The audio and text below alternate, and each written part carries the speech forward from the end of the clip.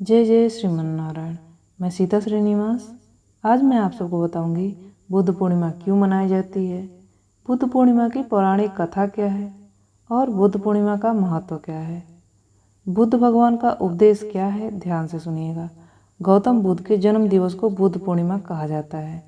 इसे बैसाख पूर्णिमा भी कहते हैं। यह गौतम बुद्ध की जयंती भी कहते हैं और उसका निर्वाण दिवस भी। भगवान बुद्ध विष्णु के 9वें अवतार ये बौद्ध धर्म के संस्थापक हैं। अतः बौद्ध धर्म में आस्था रखने वाले का यह प्रमुख त्यौहार है। लोग इस दिन को बड़ी धूमधाम से मनाते हैं। क्यों मनाई जाती है बुद्ध पूर्णिमा? ध्यान से सुनिएगा। बैसाख मास की पूर्णिमा को मनाई जाने वाली बुद्ध पूर्णिमा को बैसाख पूर्णिमा के नाम से भी जाना जाता है। यह गौतम बुद्ध की जयंती भी है और उनका निर्वाण दिवस भी, अर्थात इसी दिन भगवान बुद्ध का जन्म, ज्ञान प्राप्ति और महानिर्वाण भी हुआ था। यह त्यौहार भारत, चीन, Nepal, Singapore, Vietnam, Thailand, Japan, Cambodia, Malaysia, Sri Lanka, Myanmar, Indonesia, Pakistan व विश्व के कई देशों में मनाया जाता है। बुद्ध पूर्णिमा की पौराणिक कथा क्या है? ध्यान से सुनिए। बचपन में गौतम बुद्ध का नाम सिद्धार्थ था। उनके पिता का नाम सुदोधन एवं माता का नाम माया देवी था।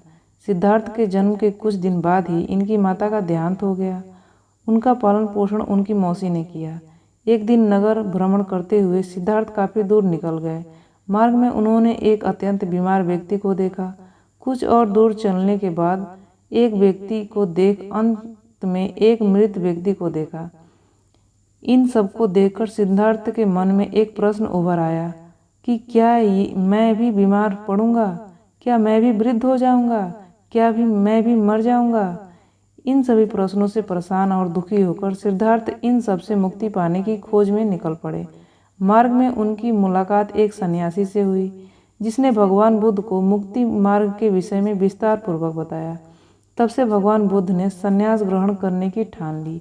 29 वर्ष की आयु में सिद्धार्थ ने अपना घर छोड़ दिया तथा संन्यास ग्रहण कर लिया। तपस्या करने के लिए वह पीपल के पेड़ के नीचे बैठ गए और तपस्या करने लगे। 6 वर्ष तक कठोर तपस्या के पश्चात उन्हें सत्य का ज्ञान हुआ। अतः बैसाख पूर्णिमा के दिन ही भगवान बुद्ध को पीपल वृक्ष के नीचे सत्य ज्ञान की प्राप्ति हुई। जहाँ भगवान बुद्ध को ज्ञान प्राप्त हुआ वह स्थान बोध गया कहलाया। महात्मा बुद्ध ने अपना उपदेश सारनाथ में दिया था। भगवान बुद्ध बैसाख पूर्णिमा के दिन अपने आत्मा को शरीर से अलग कर ब्रह्मांड में लीन हो गए। यह घटना महानिर्वाण कहलाया। बुद्ध पूर्णिमा का महत्व क्या है? ध्यान से सुनिएगा। बुद्ध धर्म को मनाने वाले विश्व में 50 करोड़ से अधिक लोग इस दिन को बड़ी धूमधाम से मनाते हैं।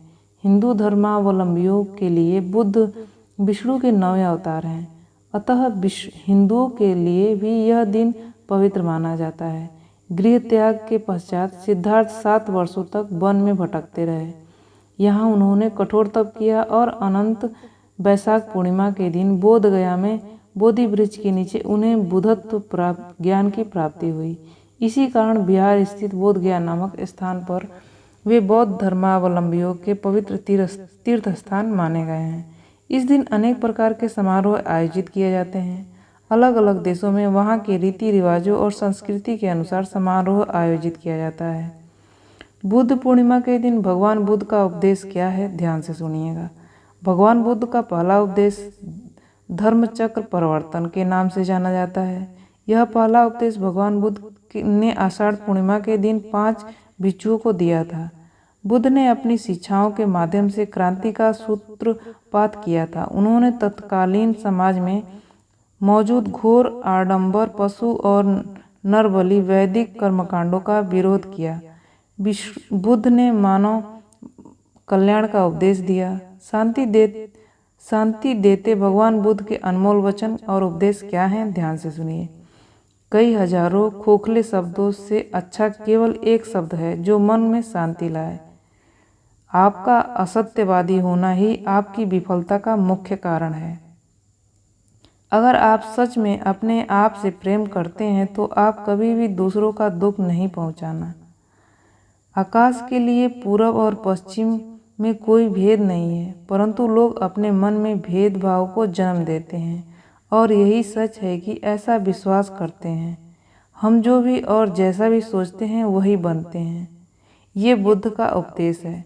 ये जानकारी आपको कैसी लगी? इस तरह की जानकारियाँ पाने के लिए आप इस चैनल को सब्सक्राइब कर दीजिएगा। आपका दिन शुभ हो, आपका दिन मंगलमय हो।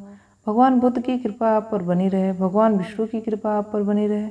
आपके सारे काम शीघ्र हों और आसानी से हों। इस आशा और आशीर्वाद के साथ इस वीडियो को समाप्त करती हूँ। जय जय श्रीमन नारायण।